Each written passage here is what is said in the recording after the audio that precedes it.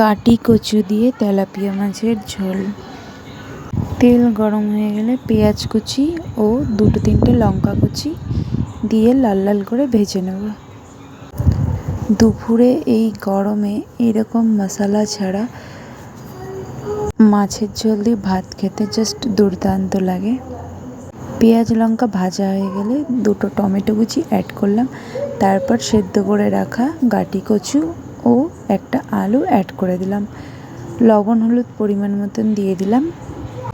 1 থেকে 2 মিনিট ভালো করে ভেজে নেব। খুবই পছন্দের একটা সবজি আমার গাটি কচু, ভীষণ ভালো লাগে খেতে।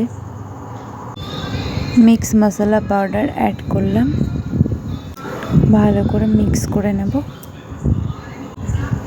ভাজা হয়ে গেলে এবার পরিমাণ মতন জল অ্যাড করব।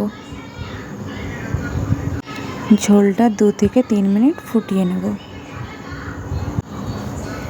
ঝোলটা ফুটে গেলে ভেজে রাখা মাছগুলো অ্যাড করে দিলাম। আর অ্যাড করব গরম মশলা পাউডার।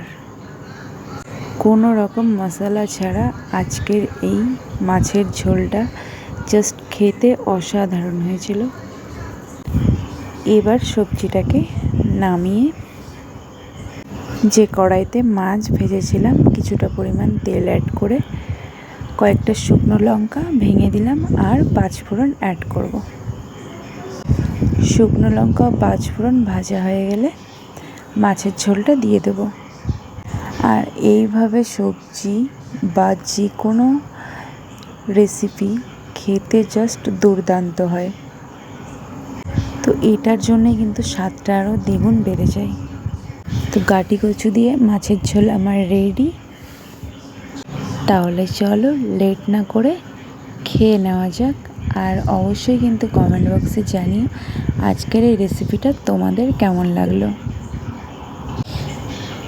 এক টুকরো মাছ ভেঙে আর একটা কচু ভেঙে এক গ্লাস ভাত মুখে তুললে জাস্ট ভেতরটা পুরো মোমের মতন একটা শান্তি পাই। তাহলে চলো আজকের মতন বাই বাই, দেখা হবে আবার নেক্সট ভিডিওতে। Tata everyone.